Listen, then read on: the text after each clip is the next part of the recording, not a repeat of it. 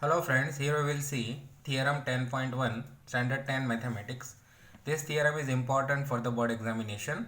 Theorem 10.1 and theorem 10.2, out of these two, one theorem may ask in 3 or 4 marks in board examination, so prepare it well. 10.1, the statement of the theorem is the tangent at any point of a circle is perpendicular to the radius through the point of contact. First of all, you know that theorem has a three-part: data, to prove, and proof. Data means given. To prove means what is to prove, means what we want to prove, and then proof. So let us see what is given. XY is a tangent to a circle with center O. We have a circle with center O. It has tangent XY. It touches the circle at point P. It touches the circle at point P. As the statement said, the tangent to any point of a circle. We have drawn this tangent at point P is perpendicular to the radius through the point of contact. This point P is called as a point of contact. So whenever we will draw the radius on that particular point, it is perpendicular to this particular tangent that we need to prove.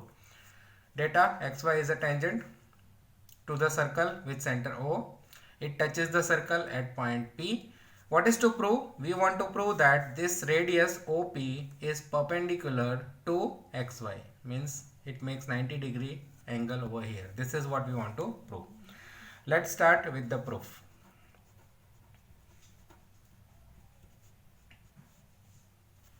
So here, take a point Q on XY other than P. We will take the point which is Q, which is rather other than P. We will take one point Q which would be other than P. Then there are three possibilities that Q must be inside the circle. If it is inside the circle, then whatever line we will draw through that point Q will become secant but not be the tangent.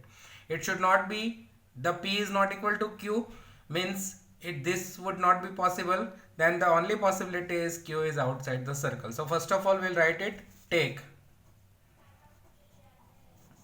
a point Q on XY other than P. We have taken point Q which is other than P. P means P is not equal to Q. Then what we say? Join OQ.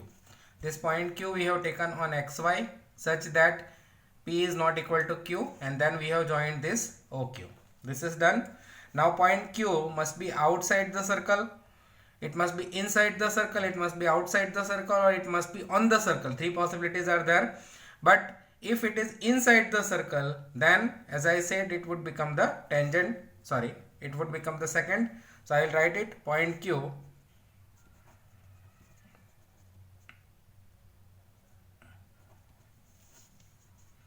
must lie outside the circle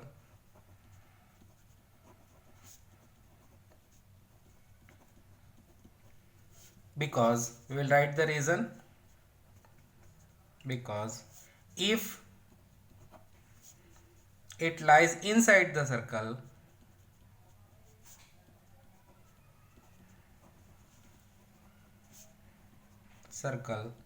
then we know that it lies inside the circle or on the circle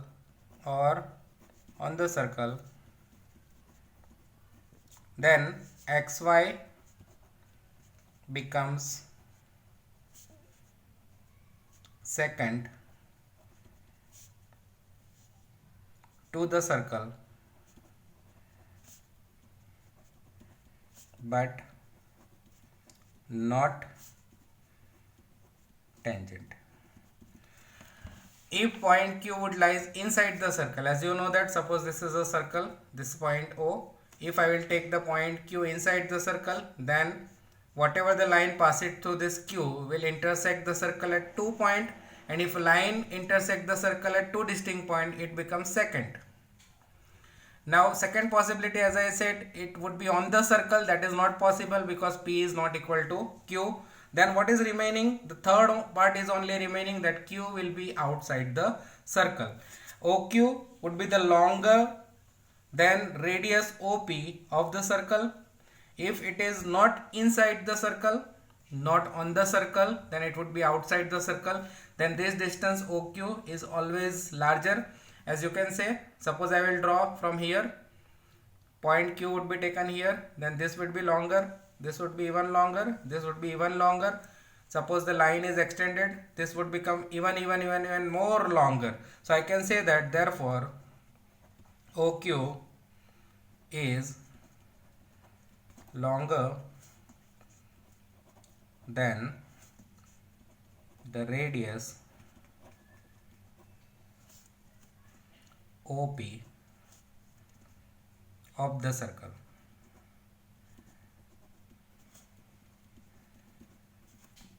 OQ is longer than the radius OP. OP, this is the shortest distance, so OQ would be longer one. So we can say that, thus we can write it that OQ is greater than OP. This is true for every point Q on XY other than P. Hence OP is the shortest of all the distance to point Q, and hence OP is perpendicular to XY. You can see that it is not inside, not on the circle, because P is not equal to Q. It is outside the circle. Then definitely this would be the shortest distance to all. OQ would be always greater than OP. In such cases we can say that the shortest distance must be OP. So we will write that way. This is true for every point Q on line XY other than P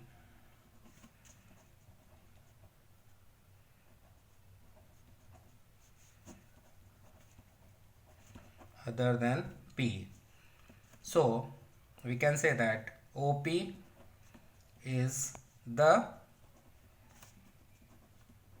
shortest distance.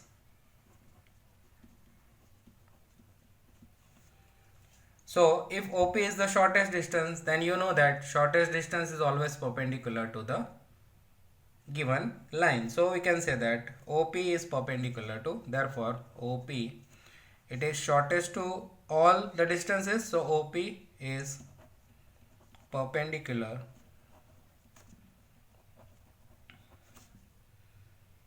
to XY. Hence I can say that OP is perpendicular to XY. I hope you understand what we have done it. We have taken that possibility, take a point Q on XY other than P, then we have joined this OQ. Point Q must be inside the circle, it must be on the circle, it must be outside the circle. If it must be inside the circle, as I said, then this line will become second, so that is not possible. P is not equal to Q, so it would not be on the circle, that is also not possible. Then the third case, that Q would be outside the circle but it should lie on the XY. Then you know that whatever the line will join OQ rather than P, then this distance OQ will be always greater than that of the OP. And in that way, we know that OQ is always greater than OP. So the shortest distance would be always perpendicular. So we can say that for every point Q on XY other than P, so the shortest distance is OP. And which one is the shortest distance? Always a perpendicular is the shortest distance to all. Hence OP is perpendicular to XY. This is very easy. Write this much and get 3 to 4 mark easily in the board examination. So prepare well. Rather than this XY, you can take any other tangent. You can take any point, center point of the circle. Contact point should be taken any, and you prove it for 2-3 times. You can easily write in the board examination. All the best for your board examination. You can write this theorem very well and you should get 3 to 4 mark in the board examination. Thank you so much.